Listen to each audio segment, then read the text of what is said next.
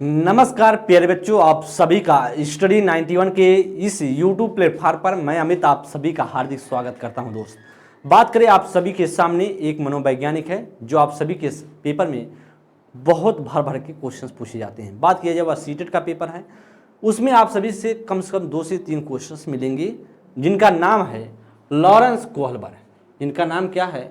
Lawrence Kohlberg. और Kohlberg के सिद्धांत की बात हम सभी करने वाले हैं, जिनका सिद्धांत कहलाता है नैतिक विकास का सिद्धांत। नैतिक विकास का सिद्धांत इनके द्वारा दिया गया था। बात किया जाए, ये जर्मन अमेरिकन मनोवैज्ञानिक है। मैं क्यों कह रहा हूं जर्मन अमेरिकन मनोवैज्ञानिक? क्योंकि इनका जो जन्म हुआ था जर्मनी में हुआ था और इन्होंने जो पढ़ाई की, जो अपना सिद्धांत दिया वह अमेरिका में दिया था। इसीलिए कोहलबर्ग को बोला जाता है जर्मन अमेरिकन मनोवैज्ञानिक। और इनके सिद्धांत को आप जानते हैं मोरल डेवलपमेंट थ्योरी के नाम से जानी जाती है। तो इनके सिद्धांत की बात किया जाए, इनके जो सिद्धांत थे उसमें क्या बात करें, उसमें 3 स्टेज की बात होती है। 3 था। पहला इसको बोला जाता है प्री कन्वेंशनल, दूसरा कन्वेंशनल बोला जाता है और तीसरे की बात करें पोस्ट कन्वेंशनल स्टेज बोला जाता है। 3 स्टेज हैं। इन 3 स्टेज में बात किया जाए, हर स्टेज में दो क्या है उप स्तर है। दो क्या है उप स्तर दिखाई दे रहा होगा आपको।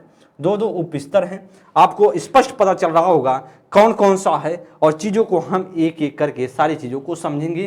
बेहतरीन तरीके से एक्सप्लेनेशन करते हुए इनके सिद्धांत को समझने वाले हैं। तो आप सभी बच्चे एक बार सेशन को शेयर कर देंगे और जितने बच्चे हैं जुड़े हैं क्लास को एक बार लाइक कर देंगे। महत्वपूर्ण सेशन है, इंपॉर्टेंट क्लास होगी। और मैं आपको बताया कम से कम आप सभी के पेपर में 2 से 3 क्वेश्चंस देखने को मिलेंगे, या आप सभी अपने दिमाग में रख लें और यहाँ से ऐसे क्वेश्चन देखने को मिलते हैं। प्रीवियस ईयर की बात करें तो आपको वहाँ पर आप जाएंगे तो आपको दिखेगा। चलिए हम बात करेंगे इनके सिद्धांत की बात करेंगे। सबसे पहले बात करें तो इनका सिद्धांत जो कहलाता है, उनका सिद्धांत, इनका नाम है लॉरेंस कोहलबर्ग। Lawrence Kohlberg. एक एक चीज इनके सिद्धांत की, इनकी थ्योरी को समझने वाले हैं। लॉरेंस कोहलबर्ग, इनके सिद्धांत, इनका नाम है Lawrence Kohlberg. Lawrence Kohlberg. Lawrence Kohlberg की बात करें तो इनका सिद्धांत क्या कहलाता है? इनका सिद्धांत कहलाता है नैतिक विकास का सिद्धांत। लिख देंगे नैतिक विकास का सिद्धांत। नैतिक विकास का सिद्धांत। नैतिक विकास का सिद्धांत। बात किया जाए जिसे हम जानते हैं मोरल डेवलपमेंट थ्योरी के नाम से जाना जाता है। मोरल डेवलपमेंट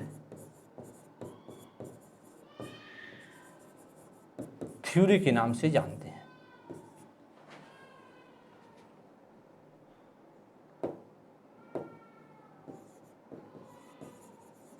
थ्योरी के नाम से जानते हैं, इसी बात को ध्यान देंगे।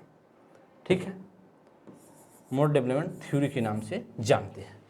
बात करेंगे या मनोवैज्ञानिक की बात करें तो सबसे पहले हम बात करेंगे एक एक स्पष्ट तरीके से, जितना आप देखेंगे वही आपके लिए महत्वपूर्ण होगा। दोस्त, बात करें इनका पूरा नाम की बात करें, पूरा नाम लिखेंगे। इनका पूरा नाम क्या है? पूरा नाम ध्यान दें, कभी कभी पूछा तो नहीं जाता है, बस आपको पता होना चाहिए। Henry Lawrence Kohlberg.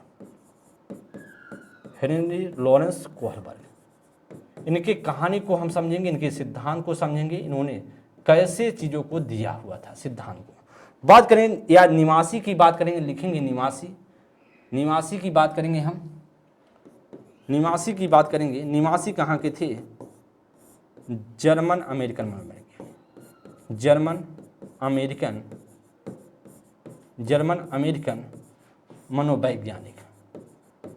German American मनोवैज्ञानिक। जर्मन अमेरिकन क्या थे? मनोवैज्ञानिक कहलाते हैं। बात की इनके सिद्धांत का नाम लिखेंगे। इनके सिद्धांत का नाम आपको पता है नैतिक विकास का सिद्धांत। क्या? नैतिक विकास का सिद्धांत। नैतिक विकास का सिद्धांत। सभी चीज़ें लिखी गई हैं, बस आपको समझते हुए चलना है। नैतिक विकास का सिद्धांत। सिद्धांत का आधार लिखेंगे। सिद्धांत का आधार क्या इन्होंने माना? सिद्धांत का आधार, सिद्धांत का आधार लिखेंगे 11 नैतिक कहानियाँ, 11 नैतिक कहानियाँ, 11 नैतिक कहानियाँ इनका आधार था। बात करेंगे उसमें उन्होंने 20 वर्ष तक अध्ययन किया था उस कहानियों पर, 20 वर्षों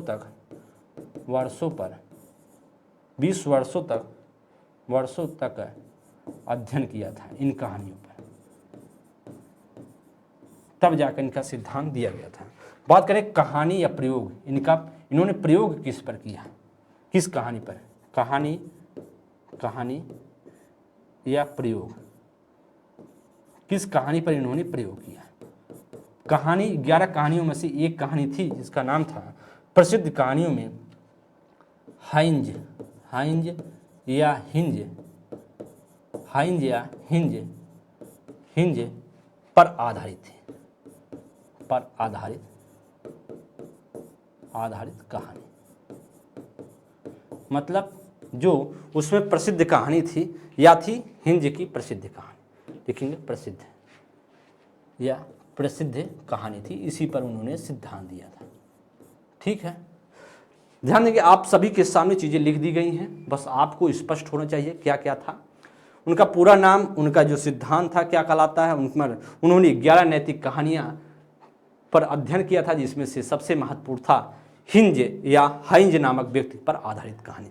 ध्यान देंगे हम बात कर रहे हैं जो कहानी थी, अभी हम आपको समझाएंगे, पहले आप अभी लिखते हुए चले, अभी आप क्या करते हैं, लिखते हुए आगे बढ़ेंगे।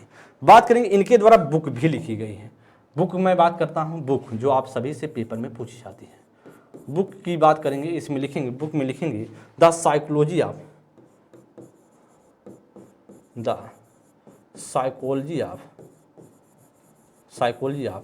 Moral development,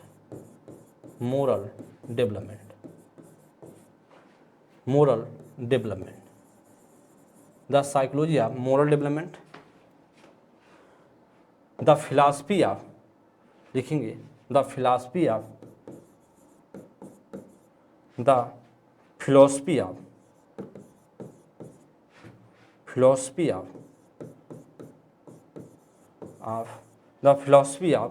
moral development, the philosophy of moral development, यह भी कहानी थी, यह भी उनकी बुक थी। तो आपके सामने 2 बुक मैंने आपको लिख दिया है।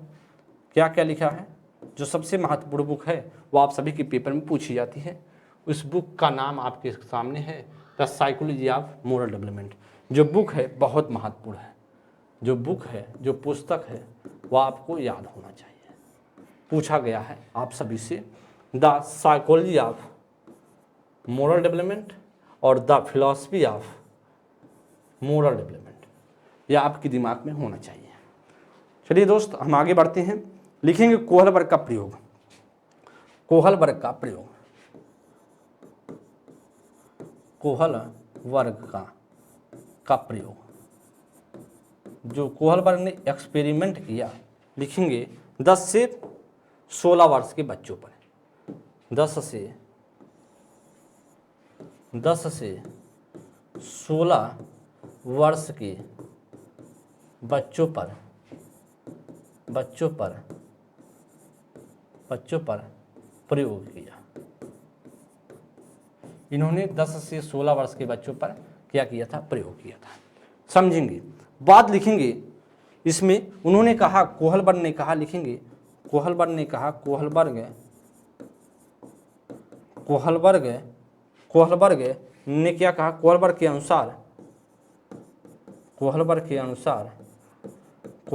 अनुसार नैतिक विकास सीधी रेखा में, नैतिक विकास सीधी रेखा में नहीं होता है। उन्होंने कहा, कोहल वर्ग ने कहा नैतिक विकास सीधी रेखा में नहीं होता है। क्या कहा, उन्होंने कहा जो नैतिक विकास सीधी रेखा में नहीं होता है, लिखेंगे बल्कि नैतिक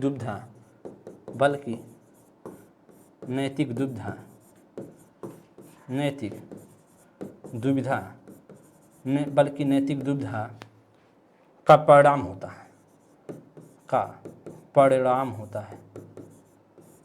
नैतिक दुविधा का क्या होता है? परिणाम होता है,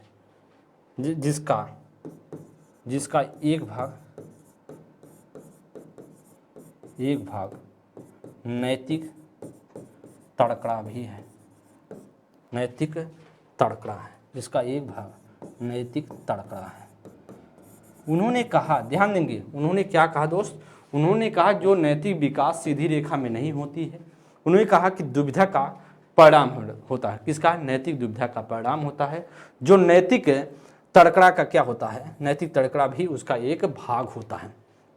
ध्यान देंगे मेरी प्यारी दोस्त, बात करेंगे इस पे, हम आपको कहानियां बताते हैं। कोहलबर्ग ने एक कहानी, सबसे 11 कहानियों में सबसे एक महत्वपूर्ण कहानी को चुना, जो कहानी का शीर्षक था हिंज या हाइंज नामक व्यक्ति था, जिसकी वाइफ जो है कैंसर से पीड़ित थी। अब उस व्यक्ति ने डॉक्टर के पास ले जाते हैं। डॉक्टर के पास हिंज नामक व्यक्ति डॉक्टर के पास जाता है और डॉक्टर को दिखाता है। डॉक्टर कहता है कि आपकी वाइफ को क्या है? कैंसर बीमारी है, कैंसर नामक बीमारी है, आप इसका इलाज आपको कराना है। तो उस हिंज के पास पैसा नहीं था, और जब पैसा नहीं था तो वह व्यक्ति घर लेके चला आता अपने वाइफ को और सोचने लगता है कैसे मैं उस दवा को इंतजाम करूं, किस तरीके से उस दवा को पाऊं, और उस दवा को वह क्या करता है, अब सोचने लगता है कि उस दवा का व्यवस्था मैं कैसे करूं।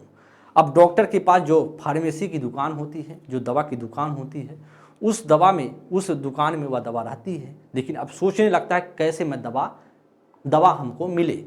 अब क्या करता है, वो रात को उस दवा की चोरी कर लेता है। अब जब दवा की चोरी कर लेता है तो आप समझते ही हैं, अगर कोई कैंसर नामक बीमारी है तो उसकी दवा भी महंगी होगी।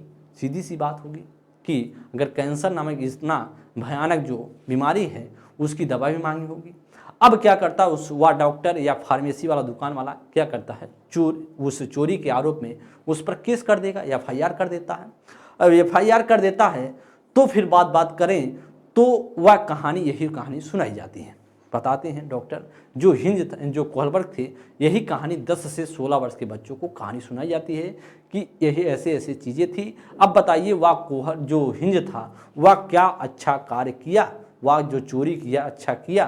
तो जो बच्चे थे, जो कम एज के बच्चे थे, जैसे जो 10 से 16 के बच्चे थे, उनमें से कुछ बच्चों ने कहा कि अच्छा किया, क्योंकि बीमार थी, उसके पास पैसे नहीं था, तो अच्छा किया।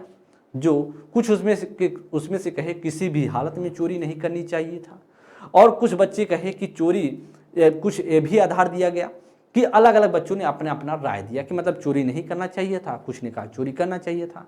और सही भी है, क्या आधार सही है, क्या वह जो चोरी किया है, आप सोचिए कि वह व्यक्ति अगर चोरी किया, हिंज नामक व्यक्ति ने चोरी किया, क्या वह दवा ले जाकर अपनी वाइफ को खिलाया होगा? मान लीजिए अपनी वाइफ से उतना लगाव नहीं रहा होगा, बस डॉक्टर के पास ही वह किया होगा कि उससे लगाव रहा होगा, मतलब कि डॉक्टर के पास चोरी करने के प्लान में गया होगा, सोचा होगा अगर दवा मिल जाएगी तो फिर हम उस दवा को बेच देंगे, यह भी आधार हो सकता है।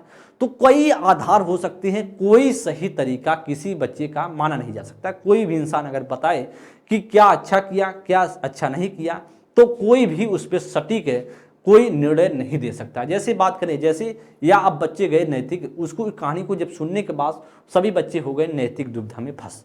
अब नैतिक दुविधा के मारे जब फंस गए तो कोई ना कोई तर्क लगाकर बाहर निकले होंगे, वह तर्क उसे हम बोलते हैं नैतिक तड़का। जब आप, इसीलिए तो मैं बोला आपको कि कोहलबर्ग के अनुसार नैतिक विकास जो है सीधी रेखा में नहीं होता है। कोई जो नैतिक का विकास वह सीधी रेखा में नहीं होगा, बल्कि नैतिक दुविधा का एक परिणाम होता है। उसमें से एक भाग क्या है, नैतिक तड़का। जब व्यक्ति नैतिक दुविधा में फंस जाता है तो सभी बच्चे उस नैतिक दुविधा में फंस गए। कुछ बच्चे बता रहे हैं चोरी करनी चाहिए, कुछ बच्चे बता रहे हैं नैतिक चोरी नहीं करनी चाहिए। तो अलग अलग बच्चे अलग अलग तरीके से चीज़ें बता रहे हैं। तो वह नैतिक दुविधा का एक भाग होता है नैतिक तड़कना।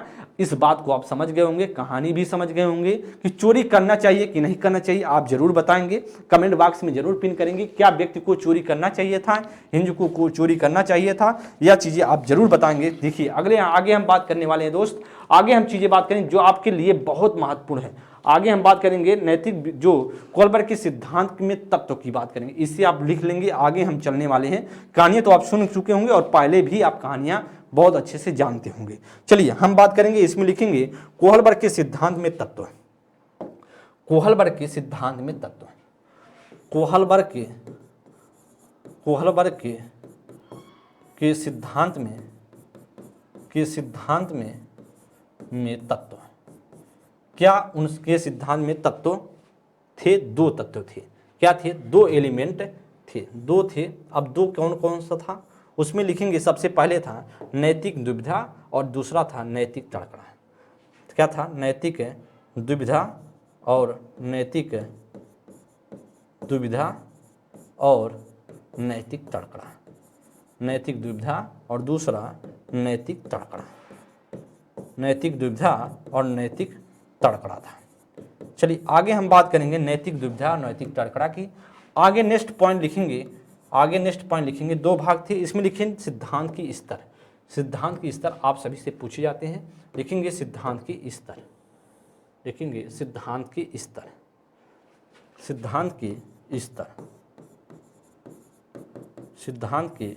स्तर। तो सिद्धांत में कितने स्तर थे? तो दोस्त आप जानते हैं सिद्धांत में 3 स्तर थे। कितने थे? 3 स्तर थे। अब 3 स्तर में बात करें तो सबसे पहले जो स्तर था उससे हम बात करेंगे। लिखेंगे सबसे पहले का नाम है पूर्व, नंबर 1 है पूर्व नैतिक स्तर।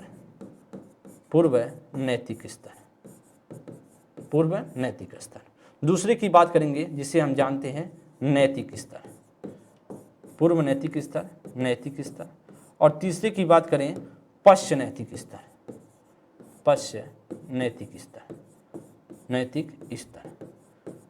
हर स्तर में क्या क्या था? एज लिख देंगे।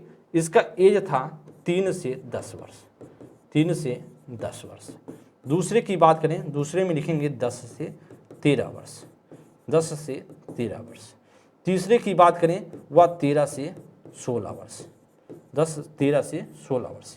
दोस्त बात करेंगे इस पूर्व नैतिक स्तर की बात करें तो अलग अलग नामों से भी बोला जाता है। अलग अलग नामों से भी इसे बोला जाता है। लिख देंगे, यहाँ भी लिख देंगे जो अलग अलग नामों से है जिसे बात किया जाए। अलग नाम की बात करेंगे, लिख देंगे, इसमें लिख देंगे पूर्व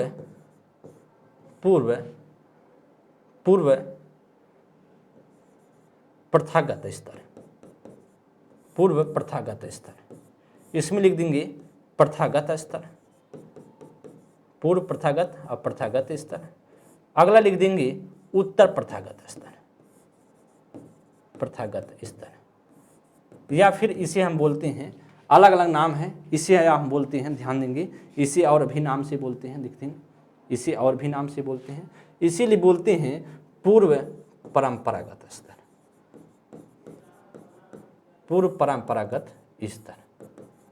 इसे बोलते हैं परंपरागत स्तर। सारे के सारे नाम आप सभी के पेपर में देकर पूछता है, इसे लिखते हैं उत्तर परंपरागत स्तर। तो सभी के सभी जो है नाम पेपर में देकर पूछा गया है। सभी के सभी नाम देकर के पूछे गए हैं, बस आपको लिखते हुए चलना है।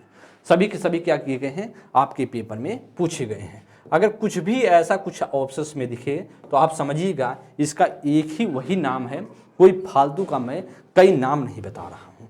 तो आप समझिए, इन चीज़ों को आपके दिमाग में होना चाहिए, दोस्त। आगे हम दोस्त बात करेंगे। अब एक एक करके बात करें तो हर स्तर में क्या क्या थे। हर स्तर की बात करें तो हर स्तर में 2-2 उप स्तर की बात करते हैं। हर स्तर में 2-2 उप स्तर थे। इसे हम लिखेंगे, पहला स्तर लिखेंगे। सबसे पहले आप समझने वाले हैं। अब एक एक करके एक ही चीज़ों को समझेंगे बहुत बेहतरीन तरीके से। बस आप लिखते हुए चलें। जो भी बच्चे, जिन बच्चों को चीज़ें थोड़ा सा कन्फ्यूज हैं, मतलब कठिनाई हो रही है समझने में, वह जरूर लिख लें, क्योंकि आपके लिए बहुत सरलता हो जाएगी। चलिए हम बात करेंगे, इसमें लिखेंगे सबसे पहले प्रथम स्तर। अब हम बात करने वाले हैं प्रथम स्तर की। लिखेंगे प्रथम स्तर की बात करें तो इसमें लिखेंगे, जिसे हम जानते हैं पूर्व नैतिक, जिसे हम जानते हैं इसके नाम है पूर्व नैतिक अवस्था। पूर्व नैतिक अवस्था, पूर्व नैतिक अवस्था, या फिर बात किया जाए पूर्व नैतिक अवस्था या पूर्व परंपरागत अवस्था, पूर्व परंपरागत अवस्था, पूर्व परंपरागत अवस्था, या इसे बोला जाए, लिखेंगे अगला पूर्व रूढ़िवादी अवस्था, पूर्व रूढ़िवादी अवस्था, या इसे बोला जाए, नेक्स्ट लिखेंगे इसे बोला जाए, या फिर इसे लिखेंगे, या फिर बोला जाए इसे लिखेंगे, या फिर बोला जाए पूर्व औपचारिक स्थान, पूर्व औपचारिक स्थान, पूर्व औपचारिक स्थान। और इसकी एज की बात करें, लिखेंगे जिसे हम जानते हैं प्री कन्वेंशनल स्टेज। देखिए इसकी एज की बात करें, इसकी एज की बात करें तो इसका होता है 3 से 10 वर्ष, 3 से 10 वर्ष, जिसे हम जानते हैं प्री कन्वेंशनल स्टेज, प्री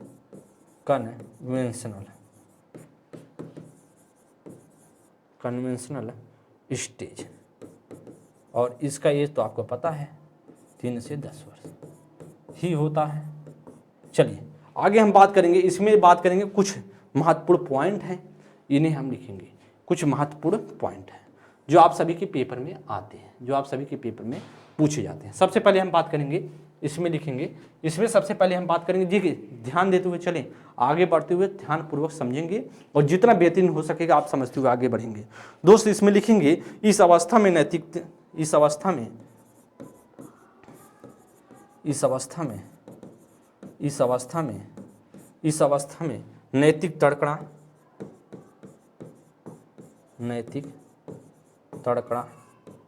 नैतिक तड़कना दूसरे लोगों के मान को,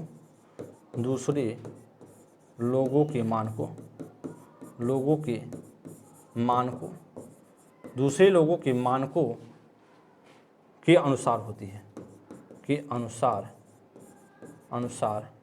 है, दूसरे लोगों के अनुसार होती है। या तो एक पॉइंट हो गया। दूसरा लिखेंगे इस अवस्था में नैतिकता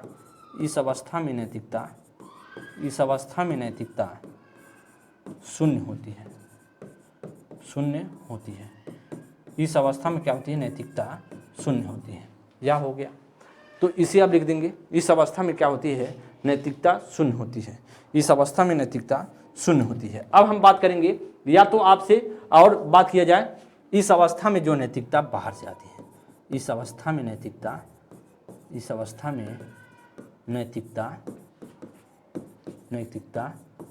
बाहर से आती है,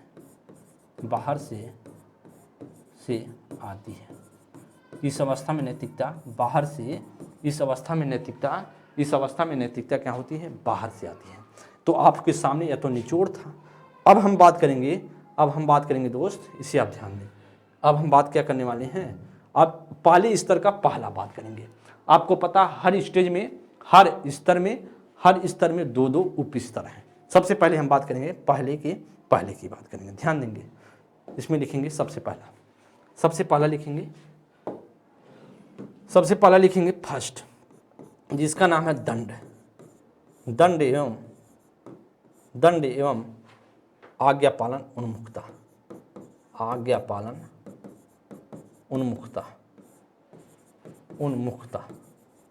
दंड एवं आज्ञा पालन उन्मुखता, या इसे बोला जाता है दंड एवं आज्ञाकारिता, दंड एवं आज्ञाकारिता बोला जाता है, दंड एवं आज्ञाकारिता बोला जाता है, आज्ञाकारिता अवस्था बोला जाता है। यह आपके सामने है। जिसे हम इंग्लिश में बोलते हैं क्या, जिसे हम इंग्लिश में क्या कहते हैं, लिखेंगे पनिशमेंट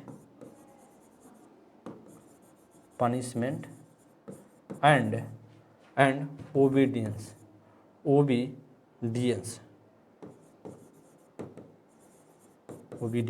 स्टेज। ठीक है, इसे क्या बोलते हैं, पनिशमेंट या ओबीडियंस स्टेज। तो आपके सामने या तो सामने है, इसे आप लिख लेंगे। तो पहले की बात करें तो यह पहले का पहला है, लिखेंगे। इसमें हम पॉइंट लिखेंगे, सबसे पहले पॉइंट लिखेंगे, इसमें दोस्त पॉइंट लिखेंगे। आप लिखेंगे नैतिकता दंड और आज्ञा के आधार, नैतिकता नैतिकता नैतिकता दंड और आज्ञा पर आधारित होती है। दंड एवं आज्ञा पर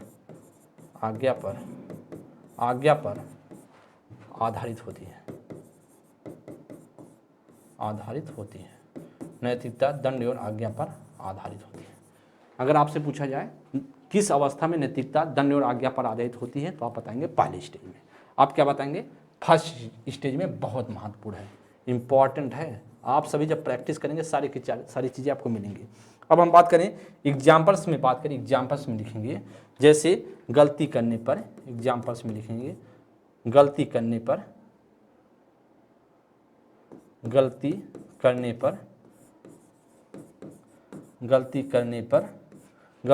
पर दंड मिलेगा।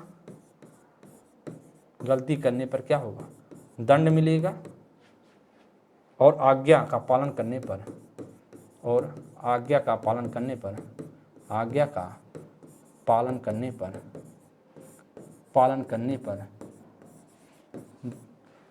गलती करने पर दंड मिलेगा और आज्ञा का पालन करने पर पुरस्कार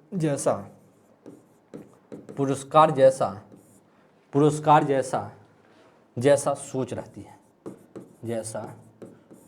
रहती है। बच्चों की सोच रहती है, पुरस्कार मिलेगा ऐसी सोच रहती है। एग्जाम्पल्स में बात करें तो जब बच्चे किस आधार पे करते हैं, वह करते हैं या दंड और आज्ञा के आधार पर निर्णय लेते हैं। और बात किया जाए उनकी सोच क्या होती है, उनकी सोच यही होती है कि जो हमें मिलेगा, क्या गलती करने पर दंड मिलेगा और आज्ञा का पालन करने पर मुझे पुरस्कार मिलेगा। इस पर आधारित होकर वह निर्णय लेते हैं पहले स्टेज में। मैं बार बार बोलूँगा पहला स्टेज, बस आपको दिमाग में सब जाना चाहिए, जिसका नाम है दंड और आज्ञा उन्मुक्ता या दंड और आज्ञा पालन। चलिए इसमें बात करेंगे। अगला हम नेक्स्ट लिखेंगे। आगे हम नेक्स्ट पॉइंट लिखेंगे, अगले पॉइंट पर लिखेंगे। आगे इसे आप लिख लें। नेक्स्ट लिखेंगे दूसरा।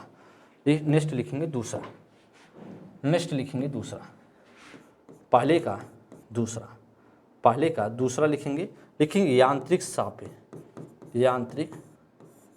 यांत्रिक सापेक्षवाद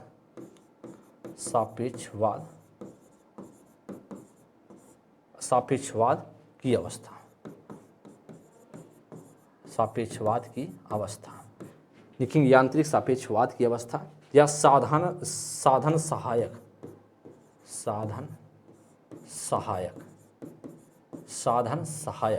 जिसे बोलते हैं साधन सहायक अपेक्षित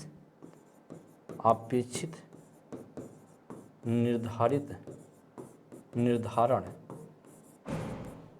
लिखेंगे। साधन सहायक या अपेक्षित निर्धारण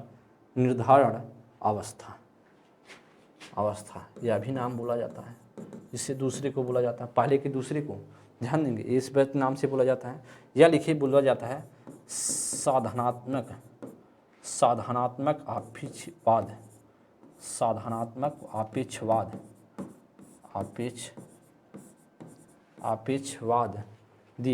अपेक्षवादी अवस्था लिखेंगे। या इसे बोला जाता है, सबसे प्रचलित जो है उसे हम बोलते हैं अहम केंद्रता, जो सबसे महत्वपूर्ण है, जो हम सभी जानते हैं, या अहम केंद्रित। देखिए ध्यान देंगे, यह नाम सापेक्ष जो यांत्रिक सापेक्ष की अवस्था और अहम केंद्रता खूब पूछा जाता है। इस बात को ध्यान देंगे। या दूसरे का या पहले का दूसरा अवस्था है, इसमें लिखेंगे जिसे हम जानते हैं इंडिविजुअलिज्म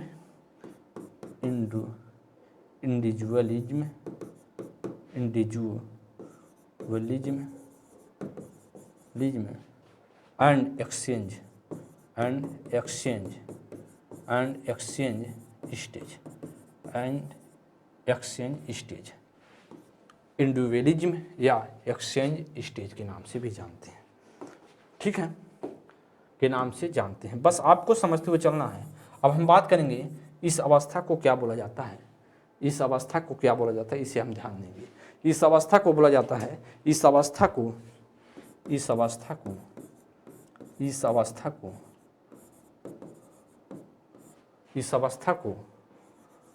जैसा का तैसा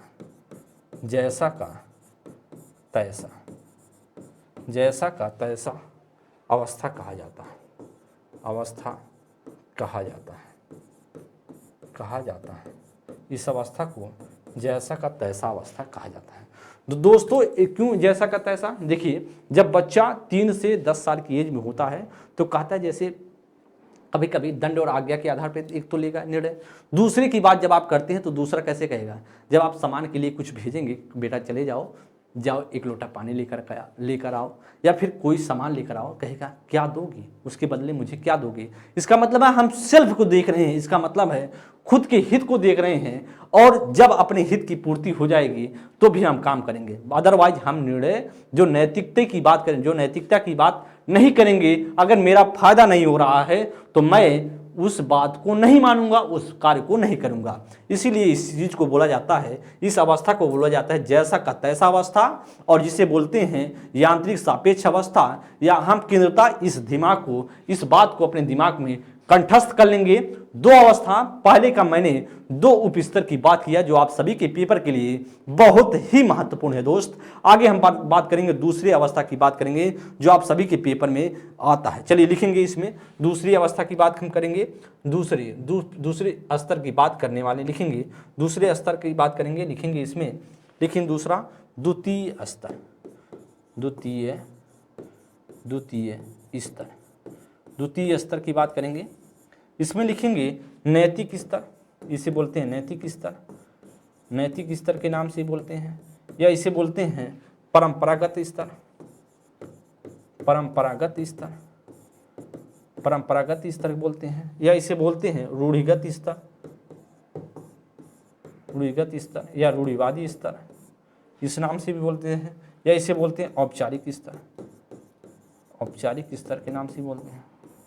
तो मैंने आपको बताया इसे भी औपचारिक स्तर के नाम से बोलते हैं, या इसे इंग्लिश में क्या कहते हैं, इसे बोलते हैं कन्वेंशनल स्टेज,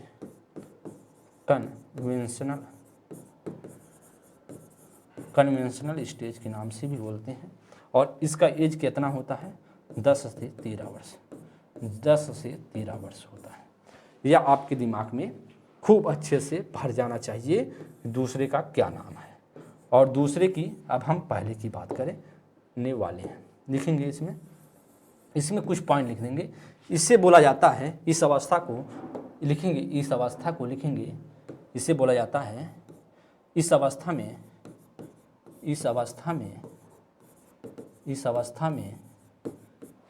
में नैतिकता परंपरागत होती है, नैतिकता परंपरागत होती है, परंपरागत होती है। मतलब जो नैतिकता होगी वह परंपरा पे चली जाएगी, जो नैतिकता होगी वह परंपरा पे चली जाती है। ध्यान देंगे, चीज़ों को समझेंगे बेहतरीन तरीके से और सीखते हुए आगे बढ़ेंगे। हम बात करेंगे तीसरे की, अब हम बात करेंगे दूसरे की पहली। अब दूसरे के पहला का क्या नाम है, इसे हम बात करेंगे।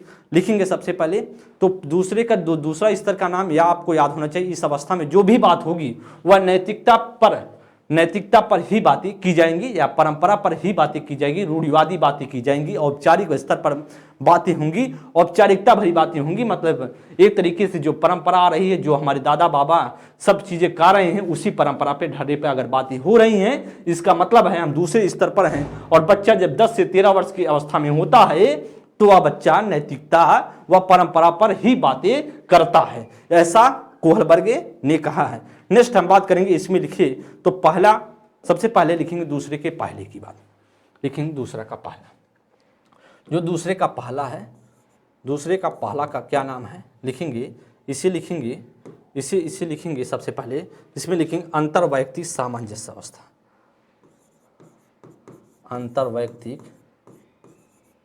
अंतर्वैयक्तिक सामंजस्य अवस्था,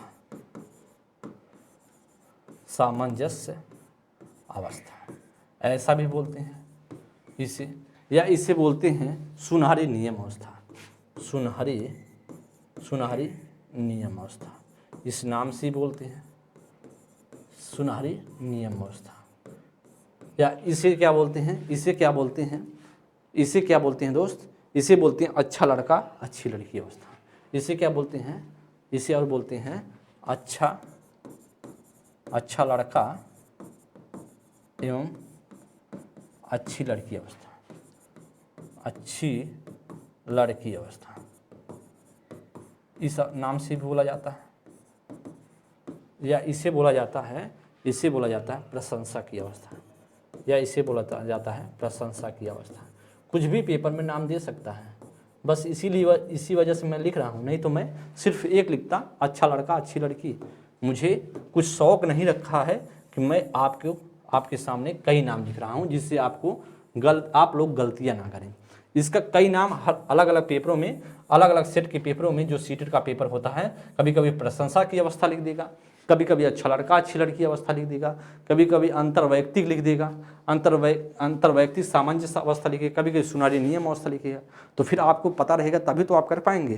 तो इसमें लिखेंगे जिसे हम बोलते हैं ये इंटरपर्सनल, लिखेंगे इसमें, इसे बोलते हैं इंटरपर्सनल रिलेशनशिप स्टेज बोलते हैं। इंटरपर्सनल, जिसे अंतर्वैयक्तिक को बोलते हैं इंटरपर्सनल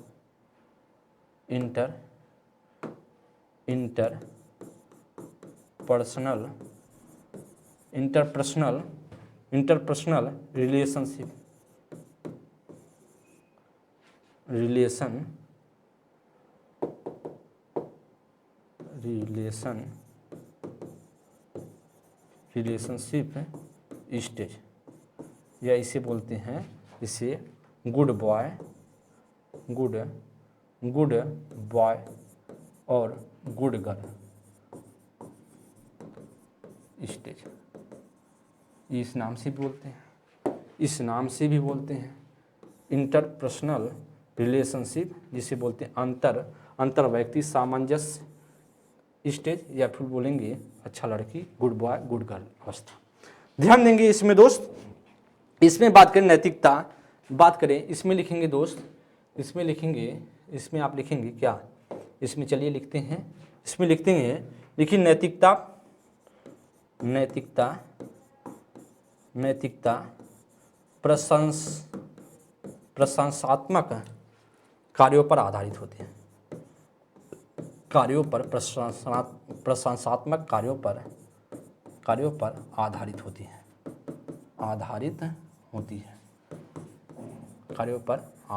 है, मतलब इसमें बच्चा जिस ऑप्शंस में, जिस पॉइंट में दूसरे के पहले, जब बच्चा 10 से 13 वर्ष की एज में होता है तो वह बच्चा कहता है 10 से 13 वर्ष की एज में होता है तो वह सोचता है मेरी प्रशंसा हो, मेरे हित की बातें हो, सब कहें मेरी प्रशंसा करें, जो मैं करूं वह प्रशंसा की जाए मेरे कार्यों को, ऐसा बच्चा महसूस करता है। ध्यान देंगे, बच्चा 10 से 13 वर्ष की एज में पहले स्टेज में कैसा महसूस करता है कि जो मैं कार्य कर रहा हूं उसकी प्रशंसा की जाए, कोई निंदा ना करे, कोई भी इंसान मेरी निंदा ना करे, और ऐसा कार्य करने की कोशिश करता है। इसीलिए यह नाम बोला जाता है, और आपके सामने है, इसमें पॉइंट मैंने लिखा दिया है, जो नैतिकता प्रशंसा कार्यों पर आधारित होती है। इस बात को आप लोग ध्यान देंगे।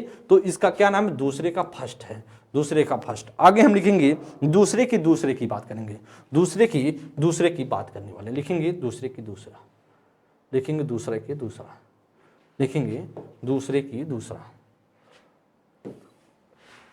दूसरे की सेकंड लिखेंगे। इसमें कैसे होता है, लिखेंगे सत्ता, या इसे बोलेंगे सत्ता या एवं सामाजिक अवस्था, सामाजिक व्यवस्था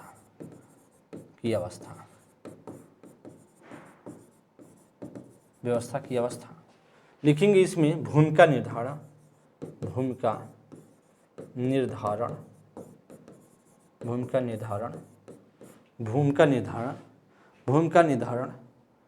लिखेंगे भूमिका निर्धारण, स्वपहचान,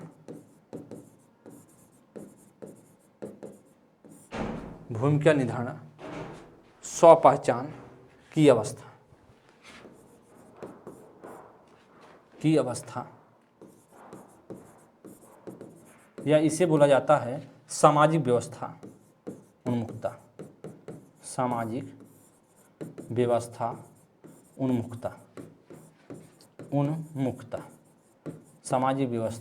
उन्मुखता बोला जाता है, या इसे बोला जाता है, इसे लिखेंगे, इसे बोला जाता है, इंग्लिश में क्या बोला जाता है, लिखेंगे मेंटेनिंग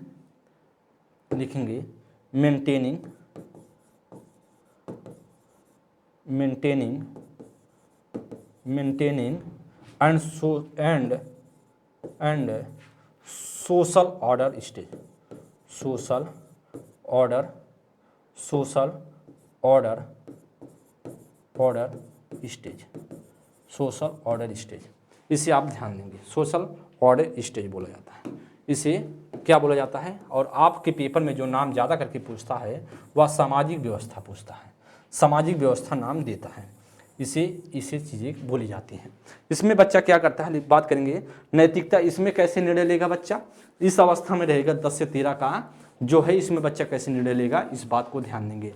इसमें लेगा नैतिकता, नैतिकता, नैतिकता, नैतिकता, कानून एवं सामाजिक, कानून एवं सामाजिक, कानून एवं सामाजिक, कानून एवं सामाजिक व्यवस्था पर आधारित होती है, व्यवस्था पर आधारित होती है, व्यवस्था पर आधारित होती है, व्यवस्था पर क्या होती है, आधारित होती है। इसमें बच्चा कैसे लेता है, नैतिकता कानून एवं सामाजिक व्यवस्था पर आधारित होती है, ऐसा बच्चा निर्णय लेता है। तो हम सभी ने जो पढ़ा, जो दूसरी स्टेज की बात की जिसे हम जानते हैं परंपरागत अवस्था, इसमें बच्चा दो तरीके से, अच्छा लड़का अच्छी लड़की, इस तरीके से लेता है, गुड गर्ल गुड बॉय, इस तरह से निर्णय लेगा। या फिर बात करें सामाजिक व्यवस्था, कानून को मानता है, कानून उसके लिए सर्वोपरि है, कानून की बातें करता है। जैसे बात किया जाए कभी भी, जैसे आपको बोल दिया गया, बच्चों को बोल दिया गया बेटा तुमको कानून तोड़ना नहीं है, उसी रास्ते पे चलना है। जैसे कभी कभी आप देखते हैं जब ट्रैफिक की लाइट जलती है, अगर बोल दिया गया बेटा देखो जब तुम बाहर साइकिल चलाने जा रहे हो तो या फिर कुछ भी, तो आप कहते हैं कि देखो बेटा जाओ, जब बाहर जाते हो रोड पर, तो जब कभी भी रोड पर आपको सिग्नल दिखे रेड कलर की तो रुक जाना, और बच्चा तुरंत रुक जाता है, उस बात को मानता है। और कभी कभी बच्चे को बोला जाता है देखो बेटा जब आपको येलो कलर जलता है, येलो कलर जब दिखे तो थोड़ा सा वेट कर लेना, जब ग्रीन हो जाए तो फिर क्या जाना, आप वहां से चल देना, आगे निकल जाना।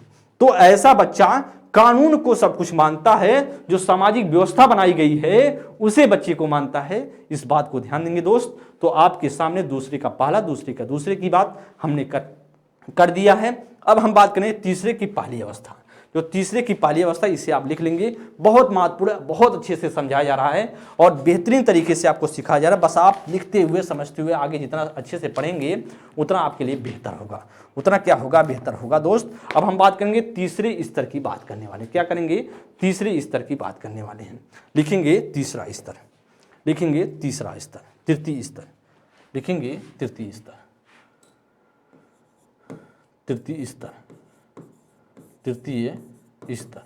और तृतीय स्तर का क्या क्या नाम है, लिखेंगे पश्च नैतिक अवस्था, पश्च नैतिक स्तर, पश्च नैतिक स्तर, इसे बोला जाता है। और किस नाम है, पश्च औपचारिक स्तर, पश्च औपचारिक स्तर, पश्च औपचारिक स्तर। और किस नाम से बोला जाता है, और क्या नाम से, पश्च नैतिक स्तर, पश्च औपचारिक स्तर, पश्च रूढ़िगत स्तर, रूढ़िगत स्तर, पश्च रूढ़िगत स्तर। बात करिए अगला, लिखेंगे पश्च परंपरागत स्तर, पश्च परंपरागत, परंपरागत स्तर, परंपरागत स्तर। इसे क्या बोलते हैं, इंग्लिश में क्या बोलते हैं, पोस्ट, लिखेंगे पोस्ट कन्वेंशनल,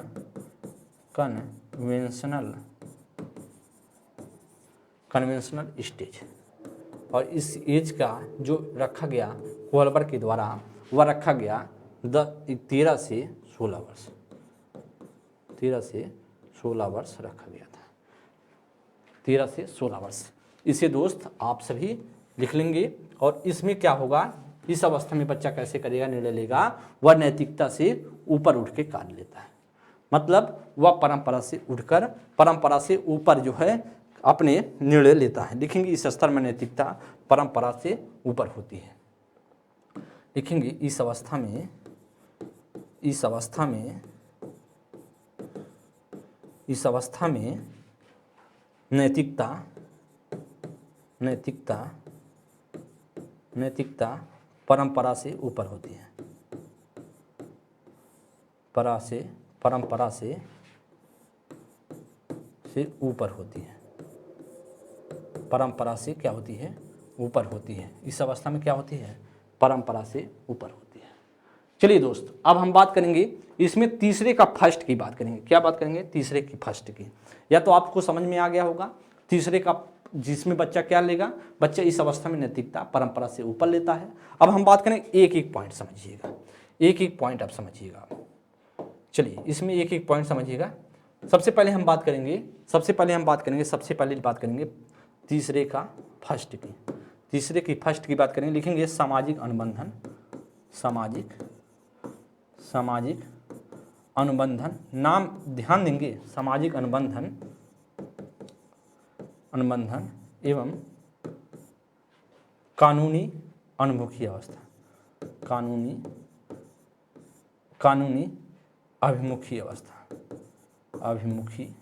अवस्था के नाम से भी बोला जाता है, इस नाम से भी बोला जाता है। आगे लिखेंगे सामाजिक ठेकावस्था,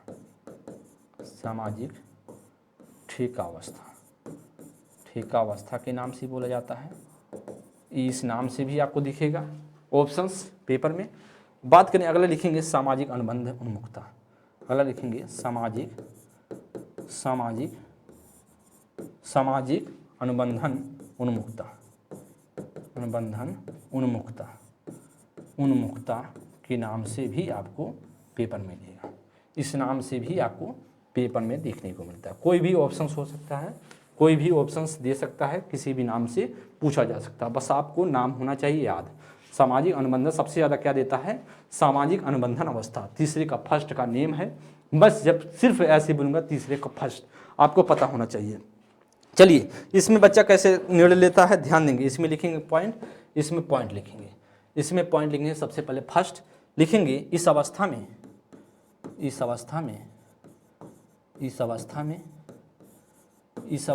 व्यक्ति समाज के बंधन,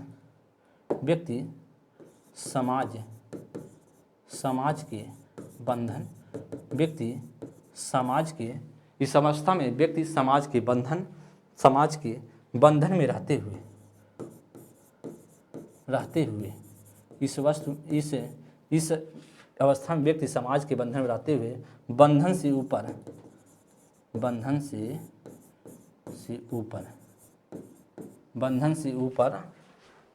ऊपर नैतिकता का कार्य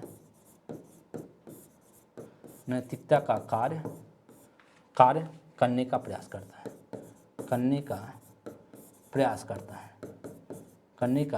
प्रयास करता है। मतलब वह कानून के बंधन में रहेगा, लेकिन उसके ऊपर उठकर कार्य करने की कोशिश करता है। इस अवस्था में बातों को ध्यान में रखेंगे। इस अवस्था में क्या करता है बच्चा, नैतिकता के बंधन में, समाज के बंधन में रहते हुए क्या करता है, नैतिकता से ऊपर उठने का कार्य करता है। देखिए, नैतिकता का कार्य करने का क्या करता है, प्रयास करता है। तो दोस्त आपको पता होना चाहिए।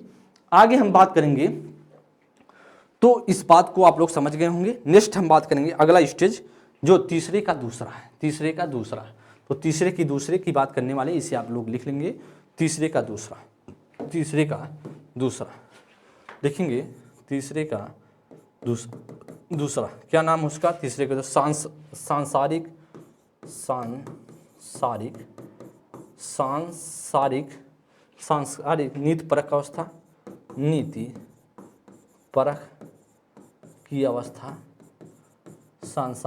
नीति परक की अवस्था, या इसे बोलते हैं क्या, सार्वभौमिक नैतिक अवस्था।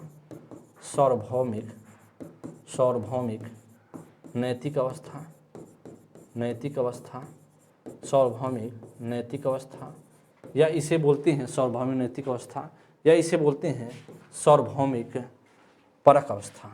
सार्वभौमिक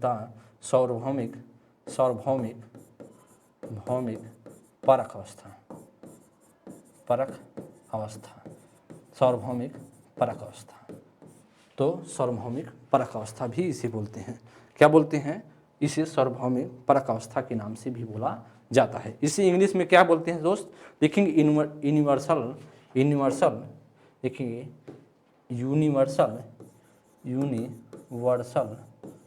यूनिवर्सल एथिकल एथिटिकल प्रिंसिपल्स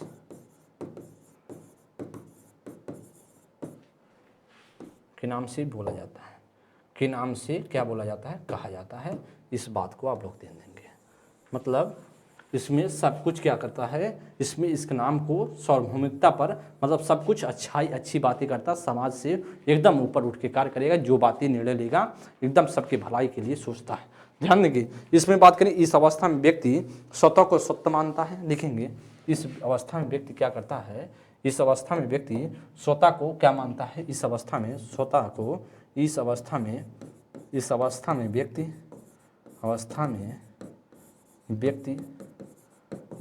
व्यक्ति स्वतः को सत्य मानता है।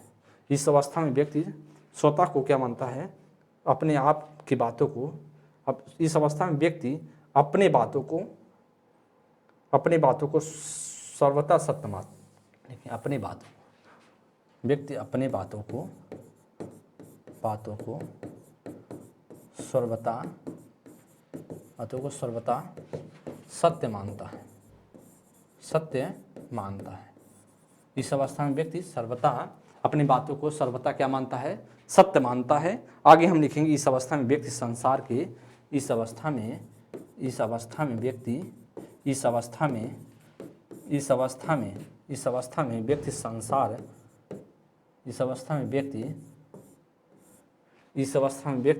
संसार के नीतिपरक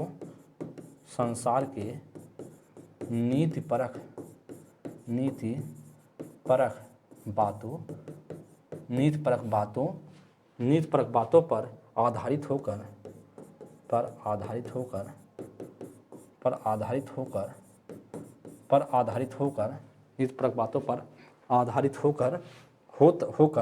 होकर नैतिक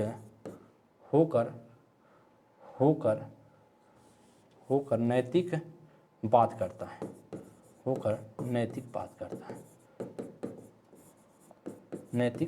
करता है। इसे आप समझ गए। तो हर स्टेज को हम सभी ने समझ लिया। तो पहले का पहला आप जानते हैं, जिसे बोलते हैं दंड और आज्ञा पालन। दूसरे को बोलते हैं अहम केंद्रता, जिसे बोलते हैं यांत्रिक सापेक्ष अवस्था। दूसरे के पहले को बोलते हैं, जिसे हम जानते हैं अच्छा लड़की अच्छा लड़का अवस्था, या इसे बोलते हैं, अलग अलग नाम है। और बात करें दूसरे की बात करें, दूसरे की जिसे मानते हैं सामाजिक व्यवस्था मानते हैं। तीसरे का पहला जिसे मानते हैं सामाजिक अनुबंध, और तीसरे का दूसरे को मानते हैं सार्वभौमिक उन्मुक्ता अभिन्यास अवस्था। तो दोस्तों, आप सभी के सामने ये सारी चीज़ें थी जो कोहलबर का सिद्धांत था। हर सिद्धांत में, हर स्टेज में, हर स्तर में दो उपस्तर थे। इसे भी आपको याद होना चाहिए। 3 स्तरों में बटा हुआ था। अब हम बात करते हैं, इनके सिद्धांत का विरोध भी हुआ। इनके सिद्धांत का क्या किया गया, विरोध किया गया, जो आप सभी के पेपर में लगभग हर बार पूछा जा रहा है। इस बात को आप लोग ध्यान देंगे। इनका किसने विरोध किया, या भी कई चीज़ें पूछी गई हैं। देखें, कोहलबर्ग की आलोचना। देखें, कोहलबर्ग की आलोचना, हेडिंग करेंगे कोहलबर्ग की आलोचना। हम बात करेंगे कोहलबर्ग की आलोचना की, हेडिंग करेंगे कोहलबर्ग की आलोचना। कोहलबर्ग की आलोचना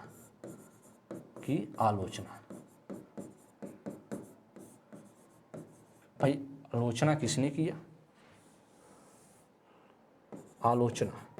कोहलबर्ग की आलोचना क्यों की गई, इस बात को ध्यान देंगे। क्यों की गई, कहा गया, कोहलबर्ग ने कहा, मतलब कि कैलोर गिलगन ने कहा, एक मनोवैज्ञानिक थे कैलोर गिलगन, उन्होंने कहा कि भाई जो कोहलबर्ग हैं, सिर्फ इनका जो सिद्धांत है पुरुषवादी सिद्धांत है। यह सिद्धांत सिर्फ यूरोपीय कंट्री पर लागू होता है। बस ये सारी चीज़ों को बातें पर इन सभी को उसने बताया था। लिखेंगे, पूछा गया था एक बार कि कोहलबर्ग के सिद्धांत, जो नैतिक विकास का सिद्धांत है, इनके सिद्धांत का विरोध किस मनोवैज्ञानिक ने किया है? तो आप बताएंगे कैलोर गिलगन। लिखेंगे, कैलोर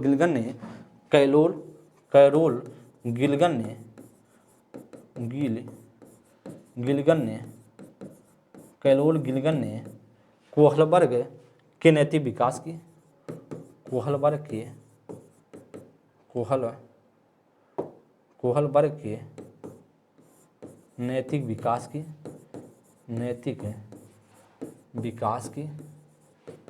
कैलोर गिलगन ने नैतिक विकास की आलोचना सर्वप्रथम की आलोचना आलोचना सर्वप्रथम की सबसे पहले यही किए थे। प्रथम की किसने किया था? कैलोल गिलगन ने। सबसे पहले अगर पूछा जाए तो किस व्यक्ति ने इनके सिद्धांत का विरोध किया? वह थे कैलोल गिलगन। चलिए नेक्स्ट बात करेंगे, सेकंड लिखेंगे, सेकंड पॉइंट इसमें लिखेंगे दोस्त। सेकंड पॉइंट लिखेंगे, उन्होंने कहा कि यह सिद्धांत उन्होंने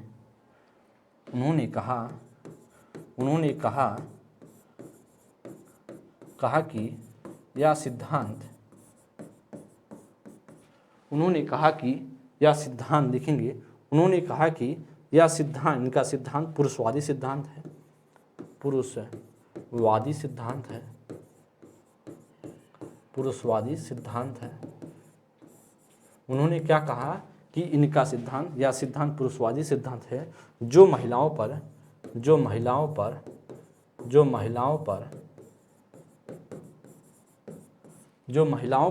लागू नहीं होता है, जो महिलाओं पर लागू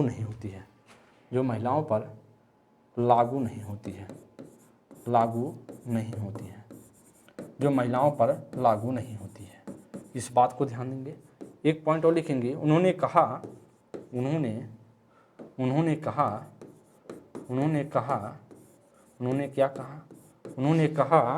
इनका नैतिक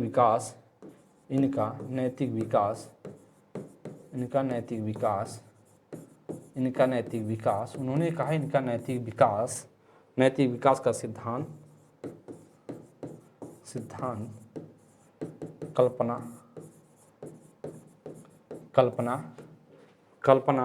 एवं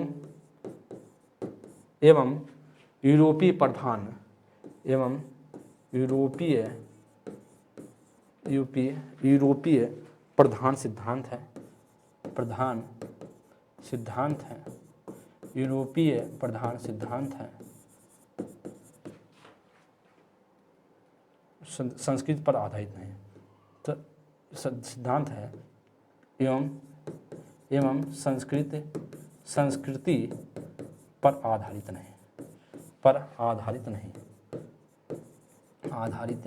नहीं है। तो दोस्त आप सभी के सामने यह कोहलबर्ग थे, कोहलबर्ग का सिद्धांत था, नैतिक विकास का सिद्धांत आप सभी ने पढ़ा। मोरल जो डेवलपमेंट थ्योरी, जिनका नैतिक विकास का सिद्धांत कोहलबर्ग का, Lawrence Kohlberg, Henry Lawrence Kohlberg के सिद्धांत को हम सभी ने अच्छे से चीज़ों को सीख लिया है।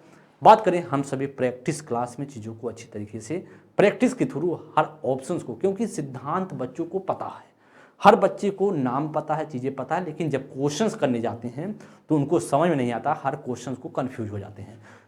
कैसे को ऑप्शंस को हटाना है, कैसे चीज़ों को करना है, हर चीज़ों को कैसे समझना है दोस्त, हर चीज़ों को हम मेरे द्वारा प्रैक्टिस क्लास में चीज़ें बताई जाएंगी। आपको सीखना है, हर ऑप्शंस को आप जब इस सिद्धांत को पढ़ लेंगे, इसके बाद जब प्रैक्टिस मैं करवाऊँगा तो आपको लगेगा कि हाँ भाई अच्छी सी चीज़ें समझ में आ गई हैं। तो दोस्त एक बार आपको क्लास कैसी लगी, एक बार ज़रूर आप अवश्य इस क्लास के बारे में ज़रूर कमेंट बॉक्स में पिन कर दीजिएगा जब क्लास एंड हो जाए। दोस्त अगली क्लास में हम सभी किसी नए सिद्धांत के साथ, किसी नए चैप्टर के साथ आप सभी के सामने हाजिर होंगे। तब तक के लिए बहुत बहुत धन्यवाद। आप सभी स्वस्थ रहें, मस्त रहें, अपने जीवन में व्यस्त रहें। तब तक के लिए बहुत बहुत धन्यवाद। थैंक यू, नमस्कार।